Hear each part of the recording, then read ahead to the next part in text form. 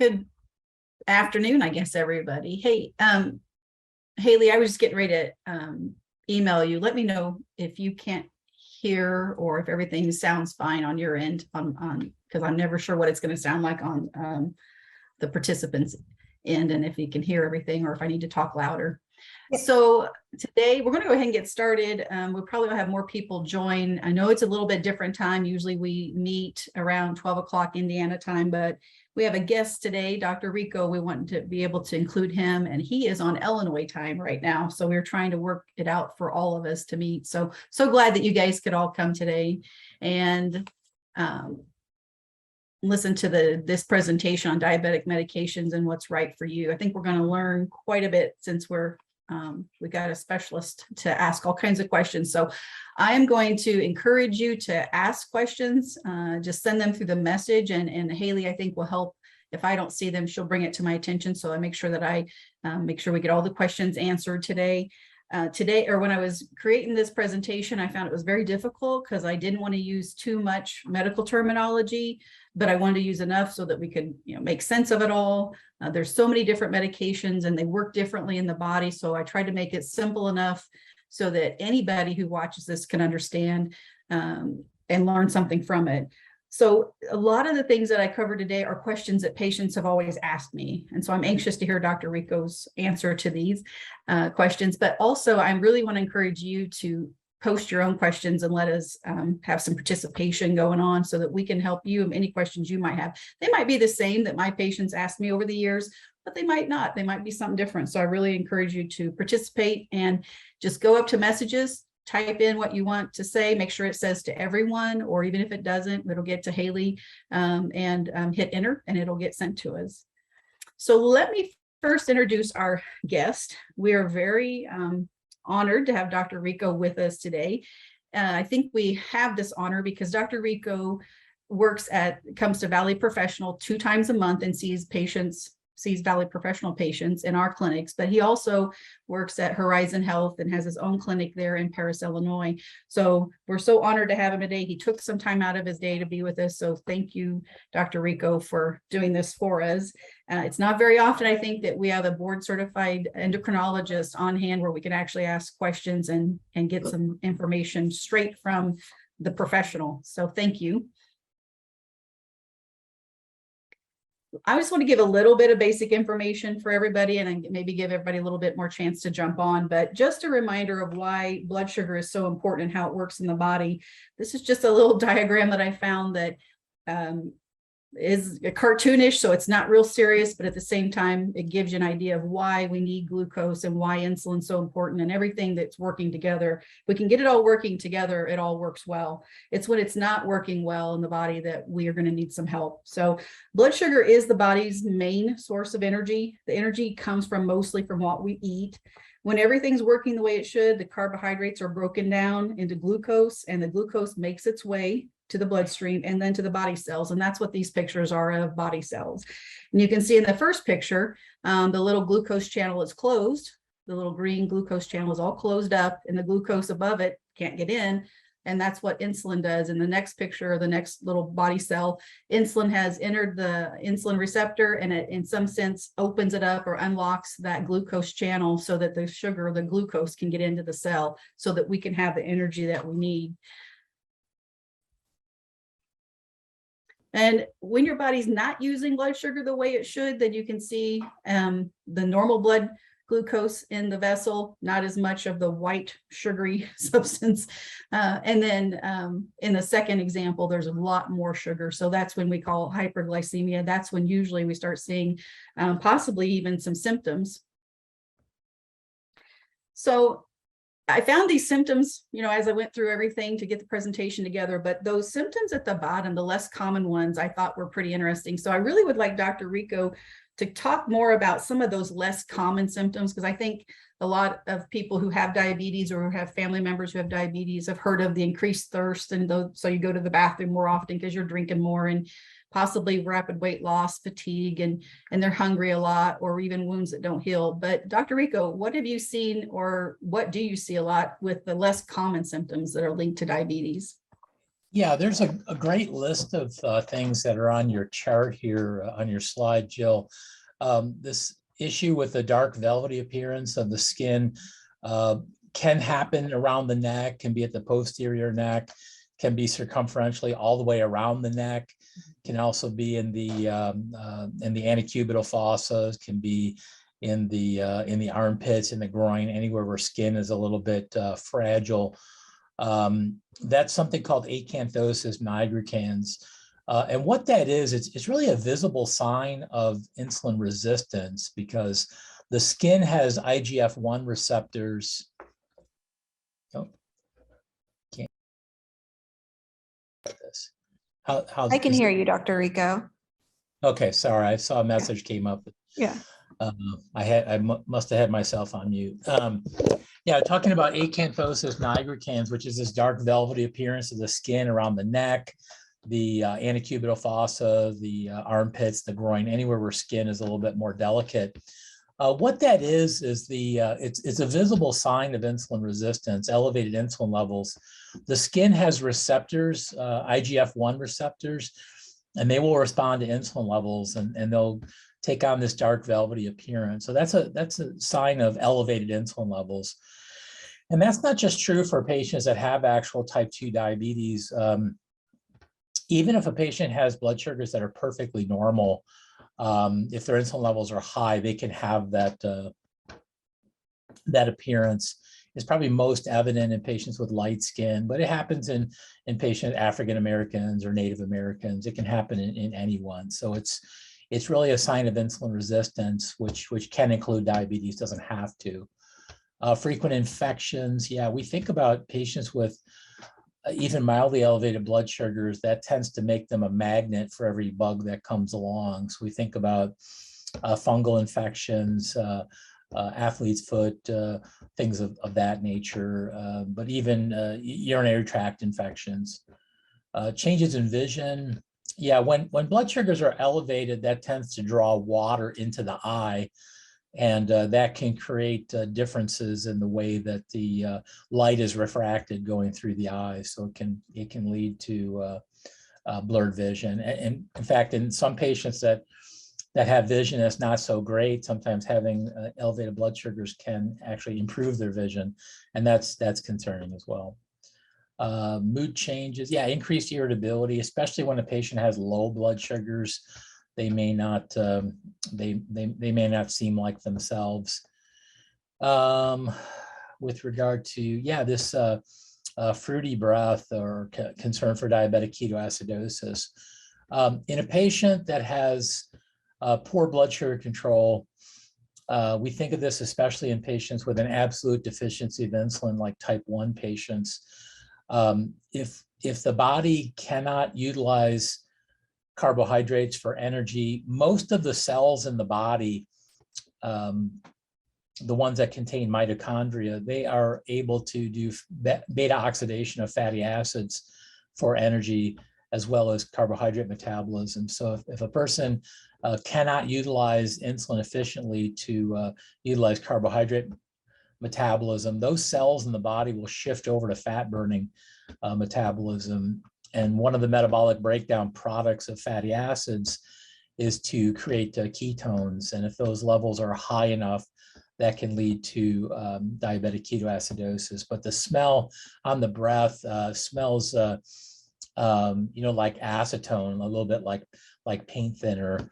In fact, there's patients that get into trouble while they're driving, and sometimes they even get accused of driving under the influence of alcohol because they're a little bit erratic and they have that smell on their breath. So ketones can be eliminated in respiration, can be eliminated in the urine as well. Dry skin, we know that patients with elevated blood sugars, they will start to produce copious amounts of urine with the goal of offloading extra sugar.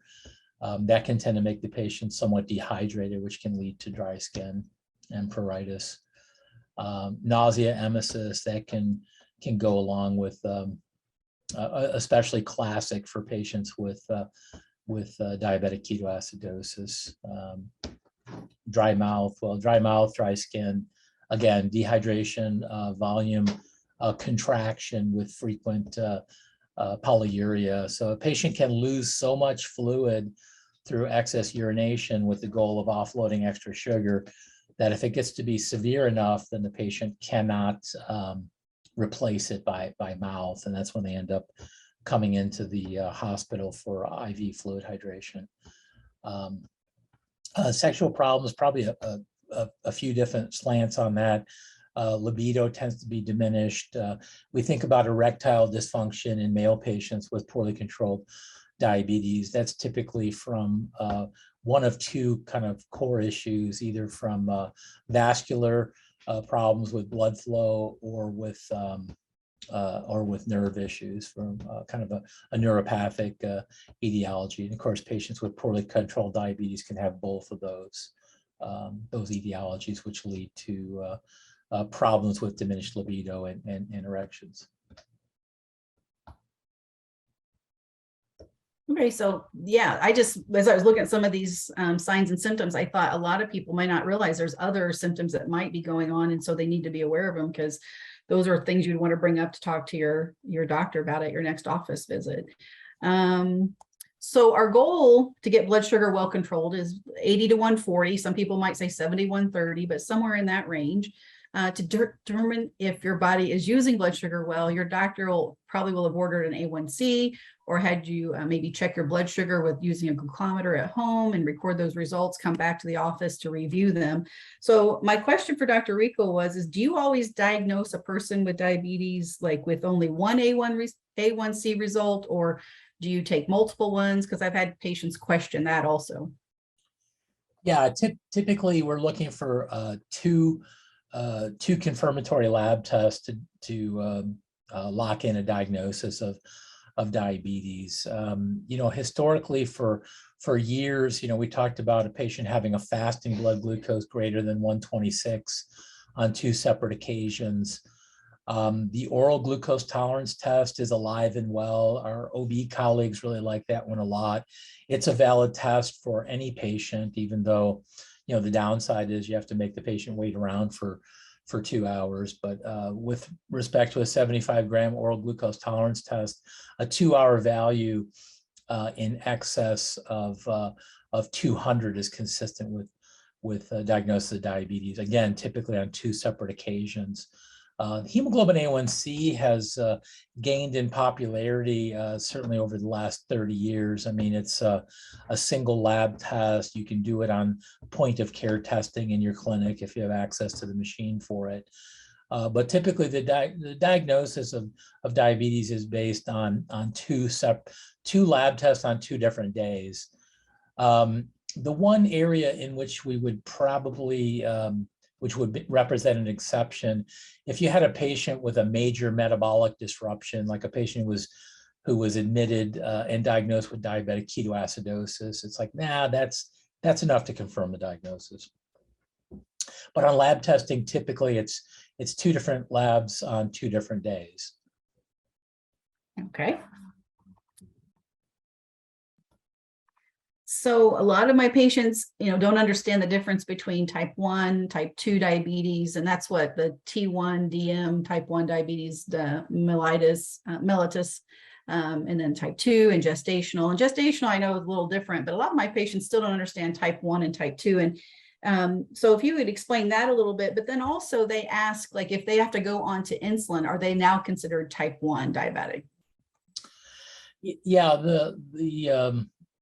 the terms are a little bit unfortunate. In the old days, we used to talk about juvenile onset diabetes and adult onset diabetes because those were the typical age ranges in which patients would present. So, but we think about, as the slide shows, type 1 diabetes mellitus is an autoimmune condition where the patient loses the ability to produce insulin. So they have normal sensitivity to insulin.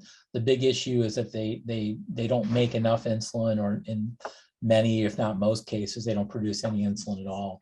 So those are patients that have an absolute requirement for insulin. Typically younger patients, but I've seen newly diagnosed patients that are older than age 60 with true autoimmune type 1 diabetes. And that's why the old terms had kind of gone away. Patients with type 1 autoimmune diabetes, it's a fairly small percentage. It may be 5 to at most probably 10% of the total population of patients with diabetes. Type 2, far and away the largest group of patients that we see. Again, in the old days, we used to call them adult onset. Patients that had a little bit more mild disruption in blood sugars. They often responded to lifestyle modifications, increased physical activity, increased focus on nutrition with regard to limiting intake of high carbohydrate foods. So these patients we think of as insulin resistant. So as opposed to the type 1 patients, type 2 patients still produce insulin. In the early stages, they often produce much more insulin than a non-diabetic person. The main issue is that they do not use insulin efficiently to lower blood sugars. And that's the focus on the conservative management with oral medications or with injectable medications that are not insulin, with the goal of helping the patient to use their own pancreatic insulin more efficiently. Yeah, that's a really reasonable question to bring up about, we know that under the best of circumstances, type 2 diabetes progressive, harder to control with time. Many patients in the early stages will respond well to lifestyle modifications, start out with one oral medication, maybe multiple oral medications, and then ultimately lose the ability to produce insulin and go on to require insulin to maintain stability and glycemic control. So strictly speaking, those patients don't convert from type 2 to type 1 because the definition of what kind of diabetes the patient has really focuses on the etiology, the cause of the diabetes. Again, true type 1 patients, autoimmune condition, they lose the ability to produce insulin. Type 2 patients are insulin resistant. They they don't use insulin efficiently to lower blood sugars. Many of them over time, the patients that I see in my practice, the typical patient with 6 to 10 years of duration of type 2 diabetes will go on to require insulin management to maintain stability and glycemic control. Technically, it doesn't make them a type 1. They are an insulin dependent type 2.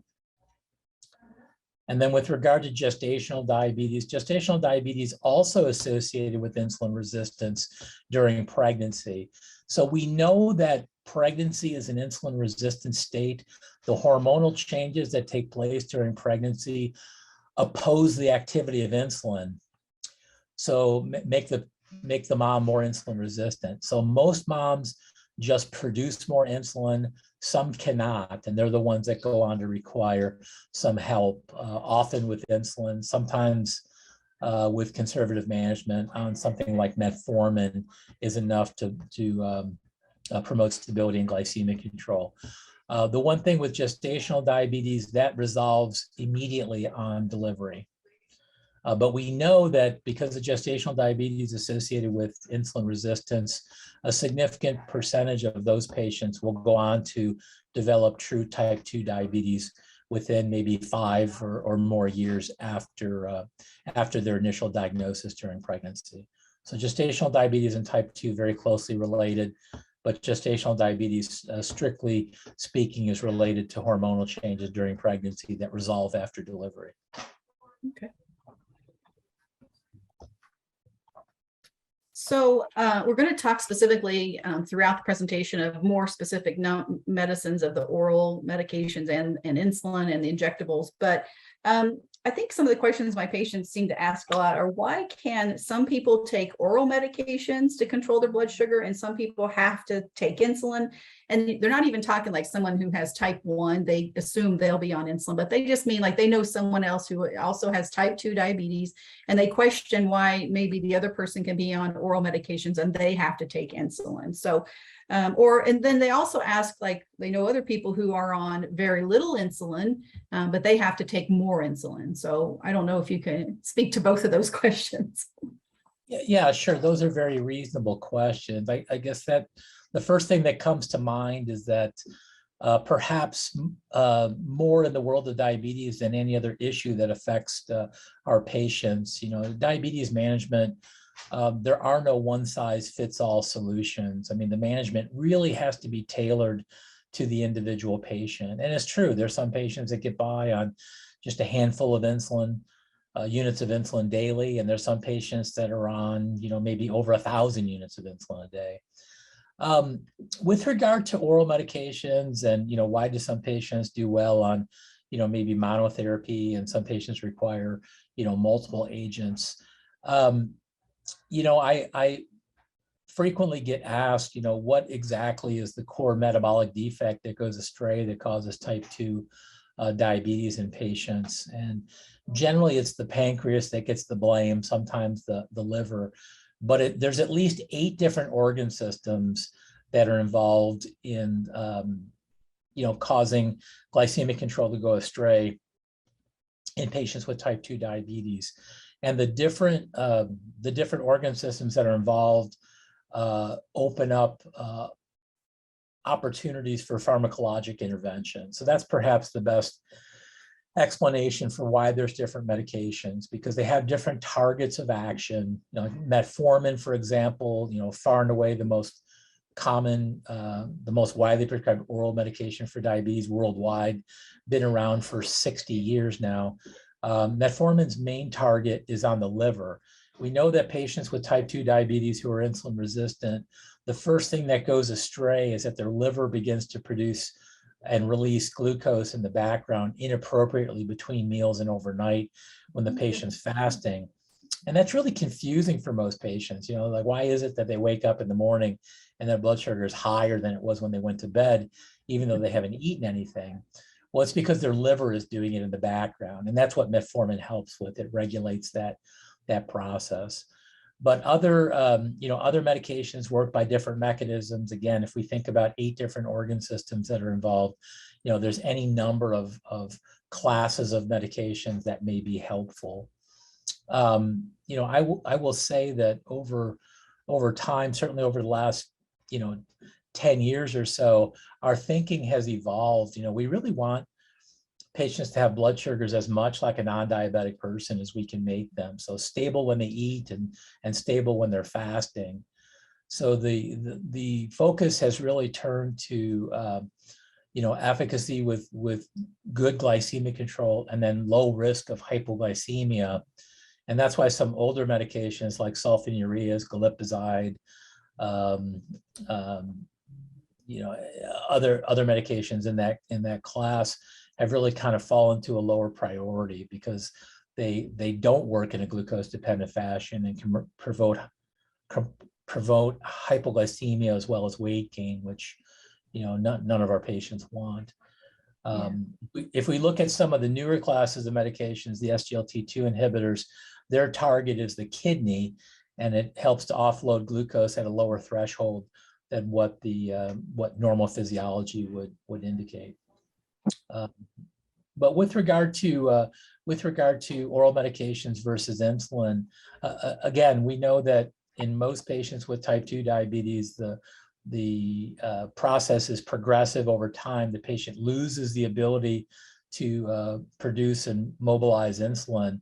And when that happens, when the patient isn't capable of producing adequate insulin, then they will go on to have a requirement for insulin. So, sometimes we get the question at what level of blood sugar, at what level of hemoglobin A1C in a type 2 patient is insulin absolutely required?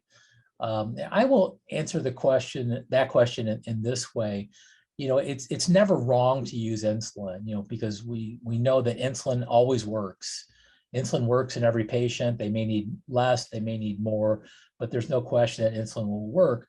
The main question becomes, can we get there? Can we establish stable glycemic control for a patient without insulin, or with a minimal amount of insulin, or with long-acting insulin only without separate meal insulin? Because I have developed an appreciation over time that I've been in practice that,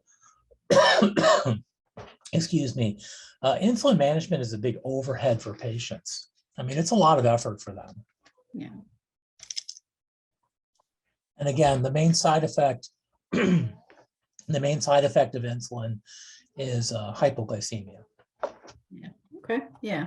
So, and that's what I try to explain to patients, that everybody's going to be on maybe a different diabetic medication regimen. Everyone's isn't the same. And even if they're on insulin, everyone's going to be on a different dose possibly, and a different way of dosing it, whatever works for them. Like you said earlier, you're wanting to individualize it and keep them safe. So, okay.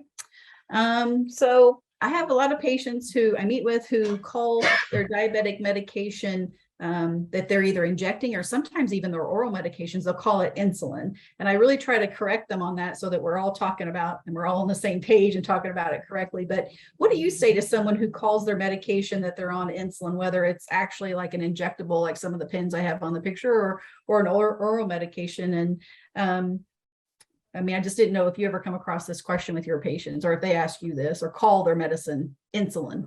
Well, we do get that from time to time, and we're very grateful for insulin.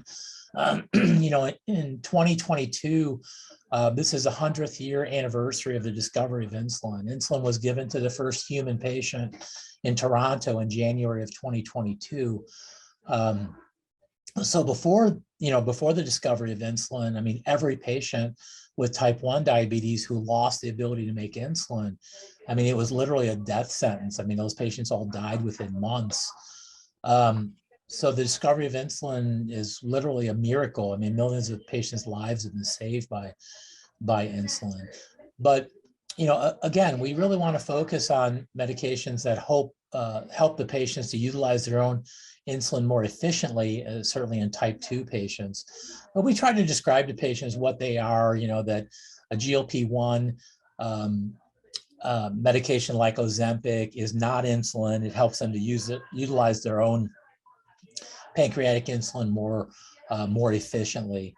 You have to keep in mind that for many patients, there's a strong emotional connotation that goes along with insulin. I think every patient with diabetes, they have this mental image of an older family member, a parent, a grandparent who went on to hemodialysis or went blind or had an amputation. So again, there's a very strong emotional connotation with insulin. A lot of patients feel like, oh no, I'm end stage, and next stop is big complications. So I'm always careful to explain to patients that, again, under the best of circumstances, the diabetes is progressive and harder to control with time.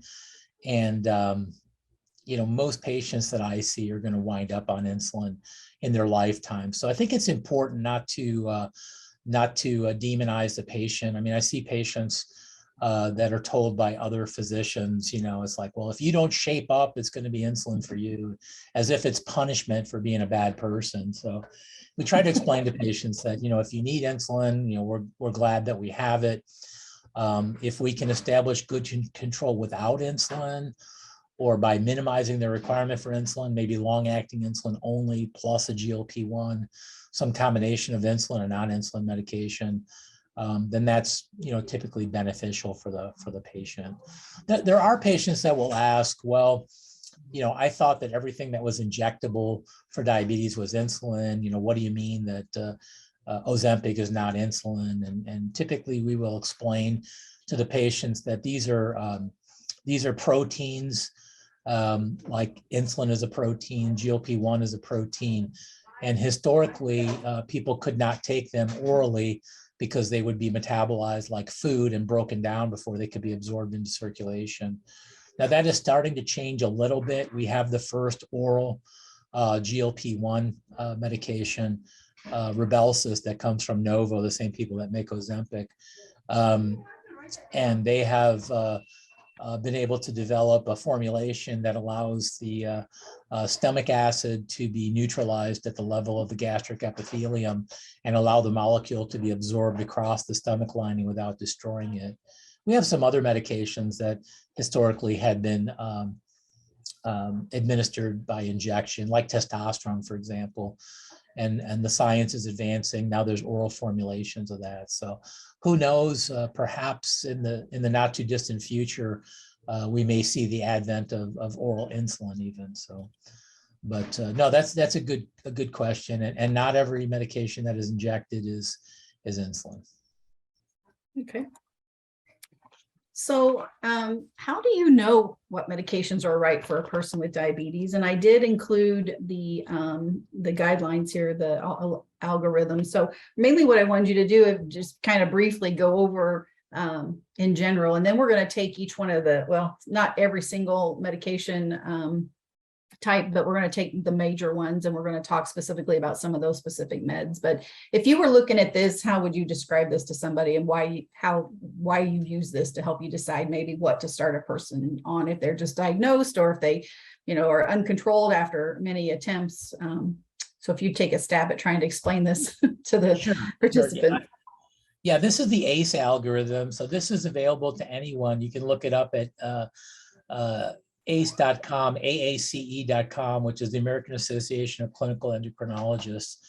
I'm a really big fan of this approach because I can tell you, when I was a medical student and when I was a resident, everything was kind of this memorization course. Well, metformin lowers hemoglobin A1C by 2%, and this medication lowers hemoglobin A1C by X%. And I mean, that might have been okay to pass an exam. It didn't really help you much with managing patients.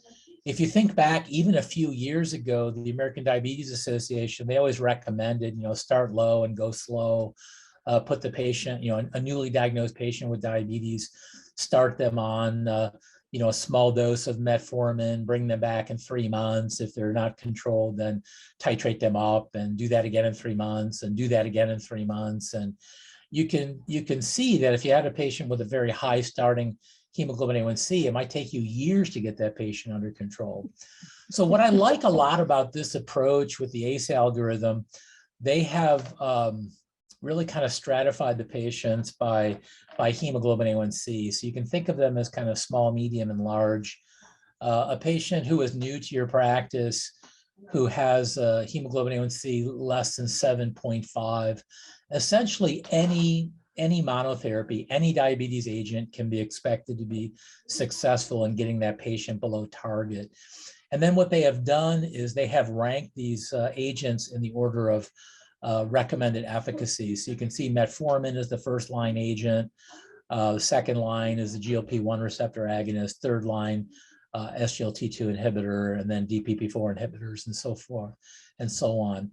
And you can see at the very bottom of that list are sulfonylureas. So what they've done is they've tried to rank these by order of recommended efficacy. So it makes it super easy, I think, even for someone who is trying to make sense out of all these different agents that are available. So a person with an A1C that's only mildly elevated, basically any monotherapy can be effective for those patients. If we look at the middle group, a patient with a hemoglobin A1C greater than 7.5 but less than 9, the message they're trying to promote here is that you should not anticipate that a patient that has an A1C, let's say an A1C of 8.5, you shouldn't assume that metformin monotherapy, or any other monotherapy for that matter, is going to be effective in that patient. And therefore, combination therapy from the very beginning is what's recommended.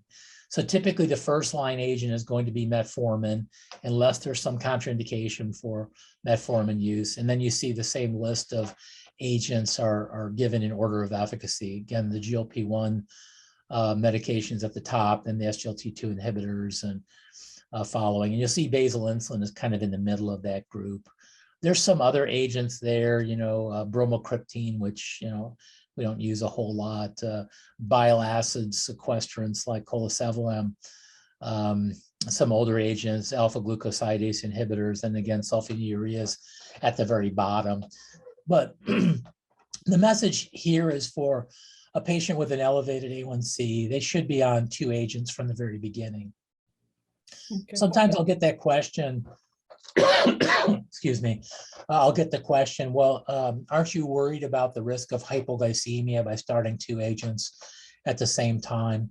And again, if you focus on medications like metformin, like SGLT2 inhibitors, like GLP-1 receptor agonists, medications that are not associated with an increased risk of hypoglycemia, then you can be very confident on starting a patient on 2 agents or even 3 agents at the same time if they're not associated with an increased risk of hypoglycemia. And again, if 2 agents are not enough, you can go to 3 agents. The very far right column are for patients with the very highest A1Cs, greater than 9%. You kind of have a decision to make there. I used to like the definition before they changed it recently, but they're showing a decision point based on whether the patient is symptomatic. Essentially, you're looking at a patient who's fairly new to diabetes. Then you can start them on 2 agents or even 3 agents. And that's a reasonable approach for someone who's fairly recently diagnosed with diabetes. But if you have a person, I mean, they've had type 2 diabetes for 20 years and their A1C is higher than 9%, most likely that patient is not going to make it without insulin. And again, as we talked about just a few minutes ago, insulin is never wrong, even with a person with a fairly modest elevation in hemoglobin A1C. The point is, your expectation of achieving good, stable control with conservative management really starts to decrease with the length of time the patient has been dealing with diabetes. So I think that's the message that they're trying to promote here is it's reasonable to consider combination therapy. And, you don't have to be a pharmacology major to be able to go through the list of these agents and really focus on the ones that have the highest efficacy with glycemic control, as well as the lowest risk of hypoglycemia. Okay. And so what we're going to do is take a few of these. I didn't get them all on there, but just a few because we have to kind of limit, but we're going to take a few, go through this algorithm of kind of step by step. So if someone's just first diagnosed, with the A1C, that's pretty low, but it's starting to creep up there, we usually start with metformin. And you kind of talked about why someone might start with metformin. It's not supposed to cause low blood sugar in and of itself. It's not supposed to cause weight gain. But when is it, my patients ask a lot, when is it ever unsafe for a patient to take metformin? Like certain labs that are done, and then to make sure, I guess, that it's still safe. Another question I get is, should they have their vitamin B levels checked? And then also, they don't understand why they have to stop taking their metformin if they are going to have like a CT or an MRI done. So if you want to touch on any one of those 3 questions.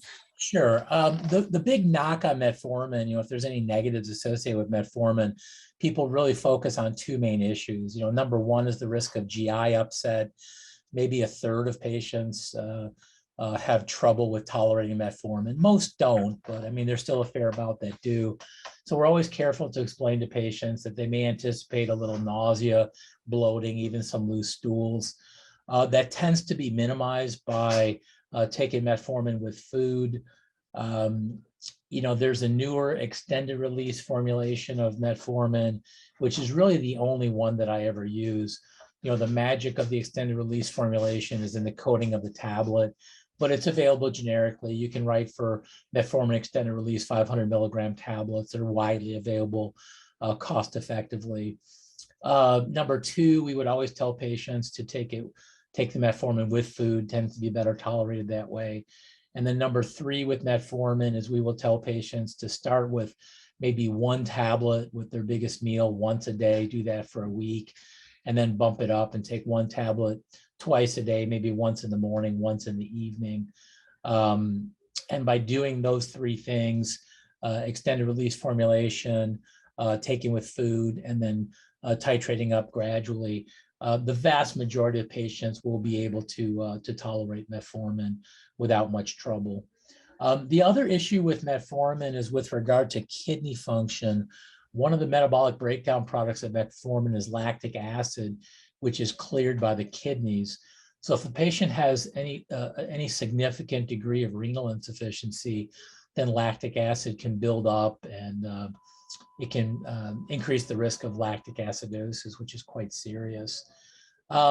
We do kind of look at patients' renal function in making a decision about, can they be on metformin? Should they be on less metformin? As a general rule of thumb, if the patient has a GFR much less than 40 or 45, then we're generally taking patients off of metformin. There's some studies that have indicated that metformin is safe down to a GFR of 30. It's kind of a personal decision. But I think that, generally what I do is, once the patient has a GFR less than about 50, we start to reduce their maximum dose, and they get much less than 45 or 40. I'm essentially taking them off metformin at that point. With regard to why should we be concerned about metformin for a patient who may need an IV contrast study, contrast nephropathy can be induced in patients on metformin. I will, throw in a couple of words about, even though metformin is a terrific medication and it's been in widespread use around the world for 60 years, it's not a great inpatient medication because, again, we never know who's going to need an IV contrast study. We never know if the patient has, some acute change in their renal function. We don't know if patients are going to be NPO. So metformin, not a great choice for inpatient medication, even though it's a very good one for outpatients. Okay. And the vitamin B, they ask about that. Like, should they get their vitamin B checked periodically? Yeah, metformin can induce some malabsorption. So B12 levels can be affected. And sometimes patients can have symptoms that seem very much like diabetic peripheral neuropathy, and it can actually be, it can actually be B12 deficiency. So I'd say if the patient has any concern about symptoms that may be consistent with peripheral neuropathy, it's reasonable to go ahead and check B12 levels in those patients. Okay. Yeah. And the GLP-1, which was the second one after, or I think the second one after the metformin possibility as a choice on the algorithm we looked at from the ACE guidelines. And I completely forgot when you said Ribelsis earlier, I'm like, oh, I didn't even put that on the slide. So that was the oral GLP-1 Dr. Rico talked about earlier, but mainly I just wanted you to point out why you prefer. I know a lot of times you'll see if we can get a GLP-1 for a patient. And why do you prefer that? I mean, I see the ACE guidelines say it, but what do you like about these specific medications, over other medications that are choices like a SGLT2 or a DPP4? Yeah, GLP-1s are a great class of medications. Again, going back to what we discussed a few minutes ago, excellent efficacy with glycemic control, as well as low risk of hypoglycemia. GLP-1 agonists promote pancreatic insulin release, and they do it in a glucose-dependent fashion. So even if a patient fasted for 24 hours, the GLP-1 would not induce hypoglycemia like insulin would. The very first GLP-1 Byetta is on the list, and we don't see that a whole lot anymore, even though it's still available. I think I remember that during residency, like 2006 or so, something like that. So the very first GLP-1 was given twice daily, and that evolved over time. And the second one was Victoza, liraglutide, that was given once daily. That came around about 2009, 2010. So that was a big step forward, once daily. The people that make Byetta, they came up with a formulation that could be given once weekly. So Bydureon is the same exenatide molecule. It's been formulated in a little bit different way to allow it to be administered once weekly. So the change over time has been to have longer duration for dosing. The current GLP-1s like Ozempic and Trulicity, they are based on the human GLP-1 molecule. And again, keep in mind that human GLP-1, which is reduced from the GI tract and reduced to in response to oral, carbohydrates in the GI tract, the half-life of human GLP-1 is like 2 to 3 minutes. So the magic of the organic chemistry with medications that are available now, like Ozempic and Trulicity, is they modify the human GLP-1 molecule in order to slow down the metabolism of the GLP-1, allowing it to be dosed once weekly. But obviously, it's easier to take something once a week than every day or twice a day. it's a very reasonable approach for a patient to take a GLP-1 for postprandial control, because again, it responds to changes that happen when the patient eats.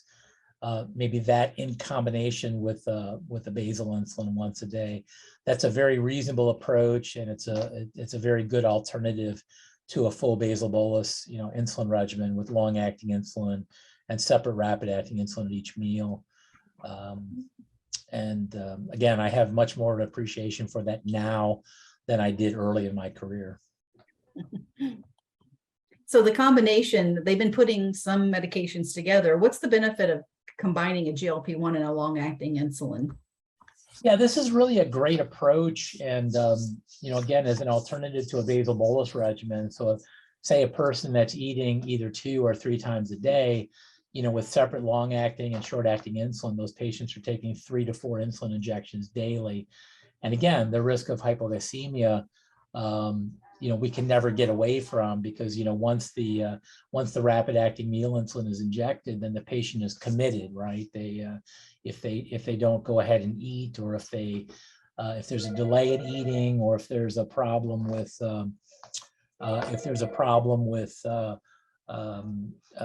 not eating enough, then the patient may experience some hypoglycemia.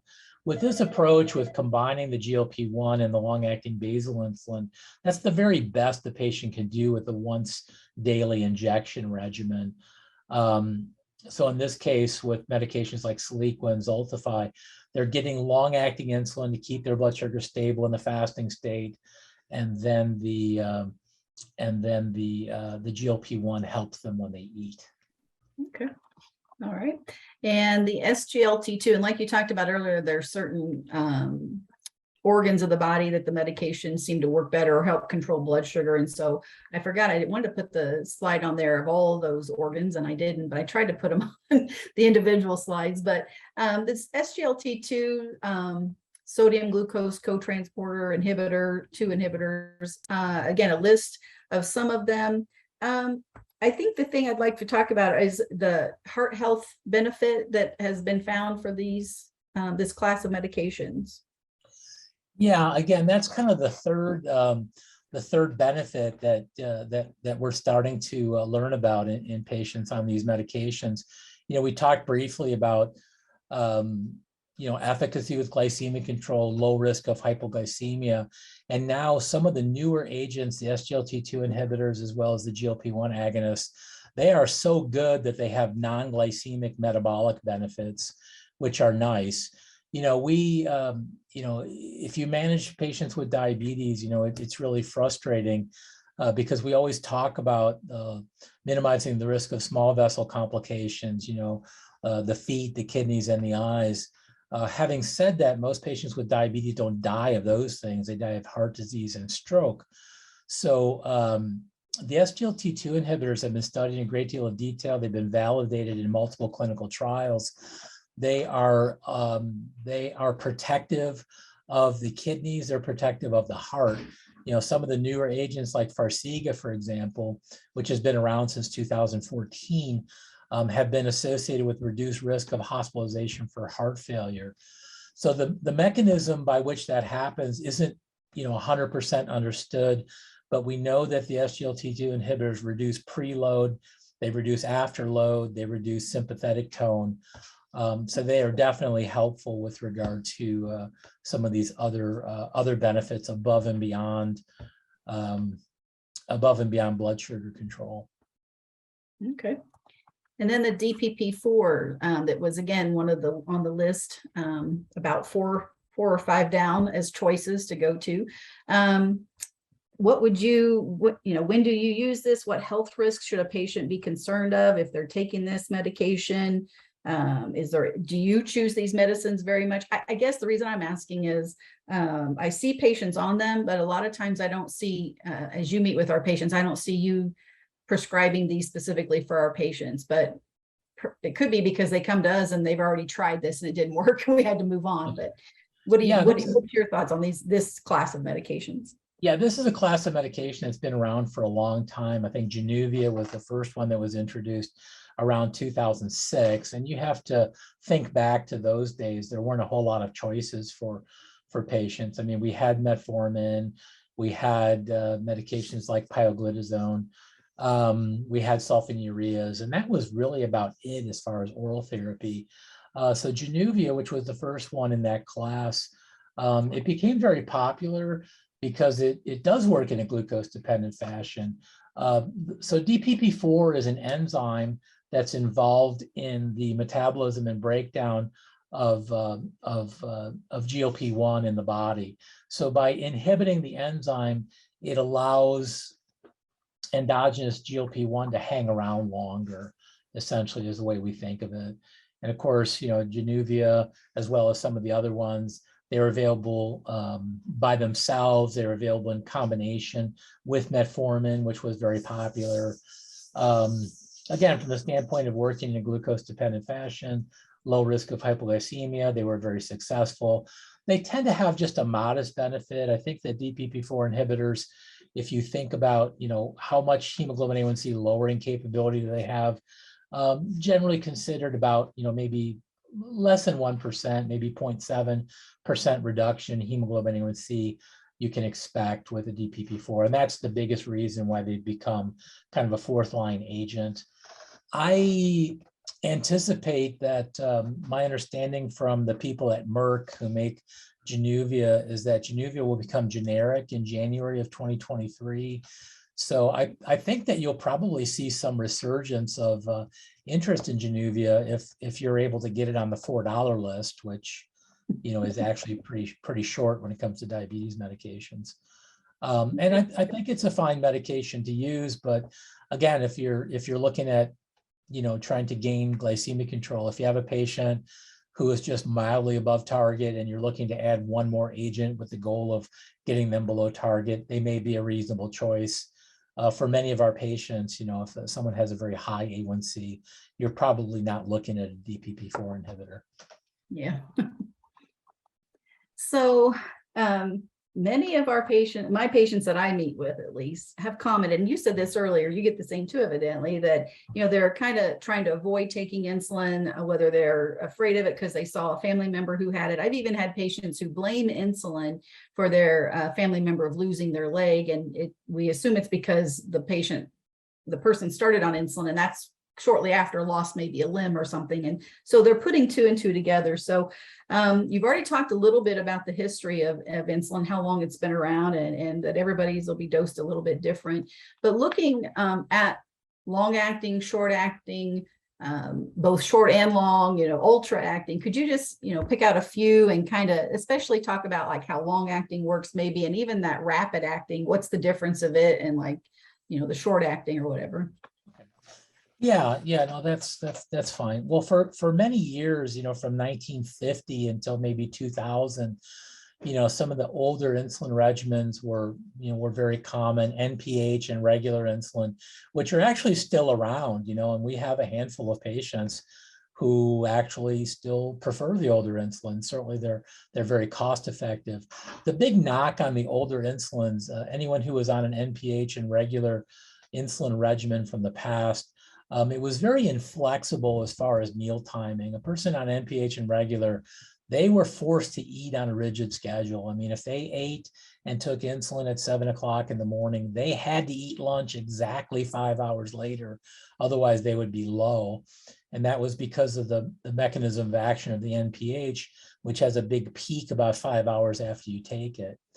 So the main breakthrough with Lantus, when Lantus came on the scene around 2000, I mean, it's for people who are you know, only recently getting involved in diabetes and insulin management. You know, it's easy to overlook and think that, well, you know, these medications have been around forever. They haven't. So Lantus was the first long-acting once daily basal insulin that came on the scene around 2000. Levemir followed around 2004. But the once daily long-acting basal insulins, what they did was, by being able to separate out the long-acting coverage from the rapid-acting meal coverage, is what made modern basal bolus insulin management possible. So with that, we could have flexible meal timing and still be able to achieve decent glycemic control. So that was the big advantage of when the modern insulins came on the scene, I would say starting in about 2000. So, Lantus and Levemir were considered, first generation long-acting insulins. Their stability of blood sugar control is not perfect over 24 hours. The type 1 patients are the ones that definitely see that, or patients that are on very small basal insulin doses, like pediatric patients. Basaglar is glargine, like Lantus is. So that's made by Eli Lilly. It's made by a different company instead of Sanofi, who makes Lantus.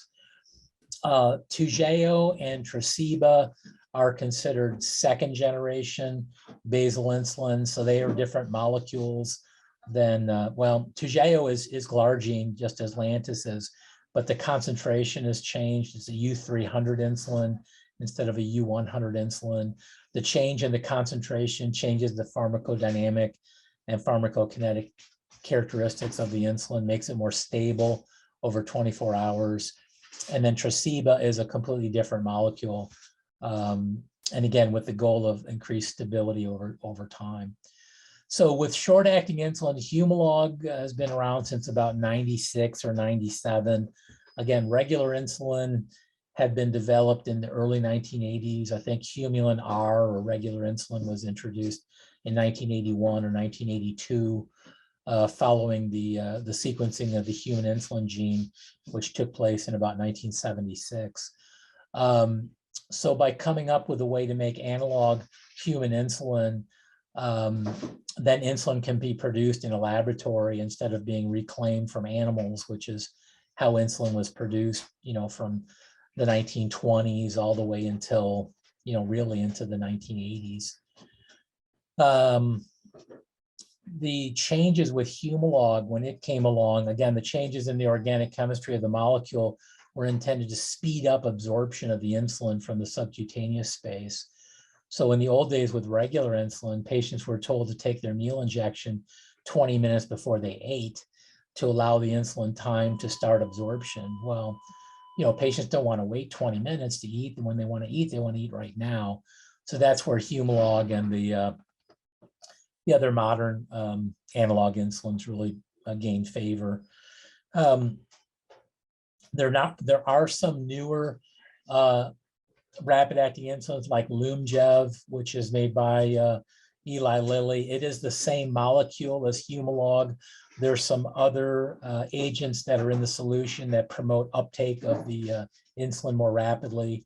Fiasp is similar. It's aspart insulin like Novolog. And there's other excipients that are in the solution that allow more rapid uptake from the subcutaneous space. Afrezza, which is still around, we haven't used it much lately. It is an inhaled insulin, and that utilizes the fact that the lungs have a very vast vascular bed that allows rapid absorption of the insulin. It has very attractive characteristics, comes on very quickly, and is completely metabolized within 90 minutes. And then some of the other insulins, again, with long-acting and short-acting characteristics. The Humulin R U500 is a concentrated insulin. It's what we use in patients that have very high insulin requirements, more than 200 units daily, because it has both long-acting and short-acting insulin characteristics. It's not used with a separate insulin. Patients that are on U500 are only on U500. And then the other insulins in your list are considered pre-mixed insulins. So when we talk about 70-30 or 75-25, typically that means 70% or 75% NPH and then 30% the second insulin. So again, with each injection, the patient is getting 2 different insulins. Those are typically a twice daily injection regimen. And what many people don't understand is that if you're on one of those regimens, you are forced to eat on a regular basis. And I don't know many patients who can do that. All right. And this question you kind of already answered, if someone could take too much, and we talked about that earlier. And to save some time, because we're getting close to time, I don't want to keep you. If you got to go, we can do these questions another time. Do you need to get going? Why don't we take a couple minutes and try to finish up? Okay. All right. So one of the questions is, do you think, does insulin cause weight gain? I mean, I've read some stuff where it said maybe 10 pounds and that's it, but I got patients who are afraid to take insulin and it will say that they've gained weight because of insulin. What are your thoughts on that? Yeah, we get that question on a regular basis. In fact, there's patients that will read the package insert and say, hey, I read that insulin is associated with weight gain and I don't want it. I want you to prescribe something else, you know. It is true that weight gain is frequently associated with insulin use. I think insulin gets a bad rap for that reason. The way I will answer that question is that in patients who have poor glycemic control, patients with very high blood sugars, the ones that report that they feel hungry all the time, it's really frustrating for those patients because they'll say, well, my family says I just ate a full meal an hour ago. You know, I can't possibly be hungry. It must be in my head.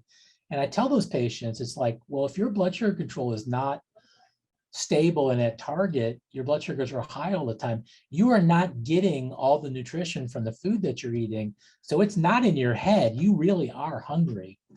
So what happens to these patients with high blood sugars? You know, the sugar in their blood is staying high. Some of that sugar is being lost in the urine and going down the toilet. So those patients are really not getting the nutrition from the food that they're eating. So if you fast forward to a patient who's put on insulin, their glycemic control is much better. Their blood sugars are no longer high. They're no longer losing carbohydrates in the urine.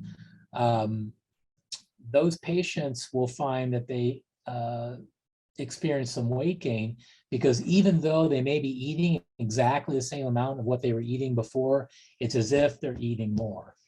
So that's really where the weight gain comes from.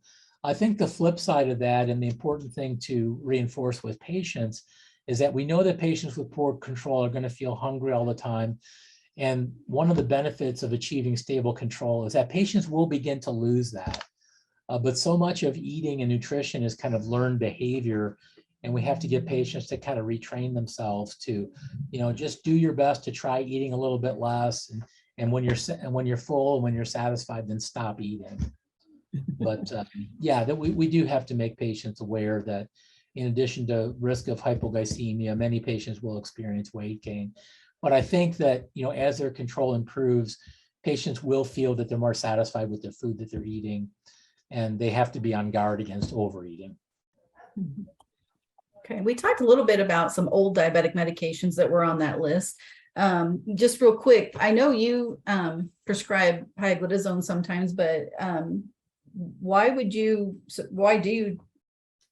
choose pioglitazone or Actos over some of the other ones? Yeah, an older medication. I mean, these medications came out in the mid-90s. They were kind of a big blockbuster at that time because there wasn't much else other than metformin and sulfonylureas. Again, some of the advantages of pioglitazone, it's often overlooked. You know, I've had people tell me the statistics are maybe 15% of endocrinologists prescribe pioglitazone. But the one nice advantage, again, it works in a glucose-dependent fashion, does not promote hypoglycemia. I like pioglitazone a lot because it is on the $4 list, and you can use it in patients that have renal insufficiency. So unlike metformin and sulfonylureas, which, you know, if the patient's renal function is sufficiently diminished, they shouldn't be on those medications.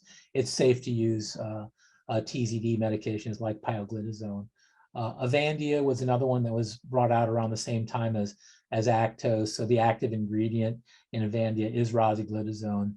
You know, they went through a big upheaval with a box warning from the FDA in the mid-90s, and that was later retracted. So amylin, yeah, it's another medication that again works in a glucose-dependent fashion.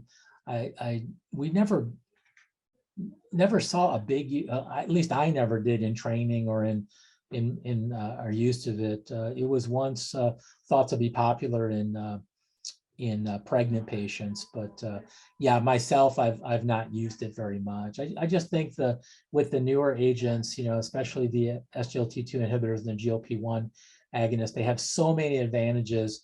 So in patients that have access to them on their formulary coverage, I would encourage people to at least take a look at them if you're able to get them for your patients. Okay. And any new diabetic medications that you're aware of, the only one that I'm familiar with is the Mounjaro is what it seems like it's supposed to be pronounced. I'm probably pronouncing that incorrect, but have you diagnosed or have you prescribed this for any patients yet? Do you have anybody on it or? Yeah, we've started a handful of patients on this. It's made by Eli Lilly, the same people that make Trulicity. In fact, the device, it's the exact same device that Trulicity uses. Yeah, it's a novel agent. It's a single molecule that activates both GLP-1 and GIP receptors. The clinical trial results have been, really phenomenal. Patients achieving, like 15% weight loss and being able to keep it off. We know that weight management is the bane of the existence of every patient with type 2 diabetes. So, it's still a little bit early in our experience, but I mean, if it works and patients have a good experience with it, if they can achieve stable glycemic control and some weight loss, it will become very popular. Again, it's early. Patients with commercial insurance, have a better shot at getting it as compared to patients that are on Medicare, for example. Yeah.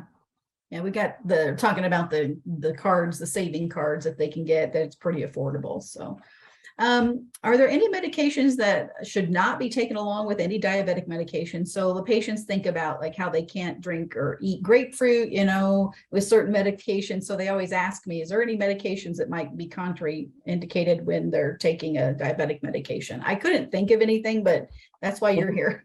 Well, the one that comes to mind right away, not necessarily medication, but alcohol use is always very important. And, I don't have any moral objection to alcohol. Dr. Rico drinks alcohol as well. But you have to keep in mind that while alcohol is present in the body, the liver has to metabolize alcohol. It cannot do gluconeogenesis. It cannot convert proteins into sugar in the presence of alcohol. So, you may remember, your parents or grandparents telling you like, don't, if you go to a wedding reception or an anniversary party or birthday party, don't drink on an empty stomach. That's actually very good advice. So yeah, the main thing is if your glycogen stores get consumed, if you go too long without eating, then if you have alcohol in your system, it can predispose you to hypoglycemia. So that's the main thing to be aware of. Okay. And the last question I ever get from patients is, can a person with diabetes ever stop taking their diabetic medication? Most of the time it's patients who are on insulin. They want to know if they can ever get off of insulin, but have you experienced having someone actually come off of medication? Yeah, the short answer is it depends.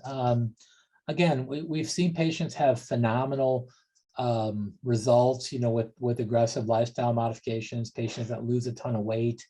Weight loss itself improves their sensitivity to insulin, whether it's pancreatic insulin or whether it's injected insulin.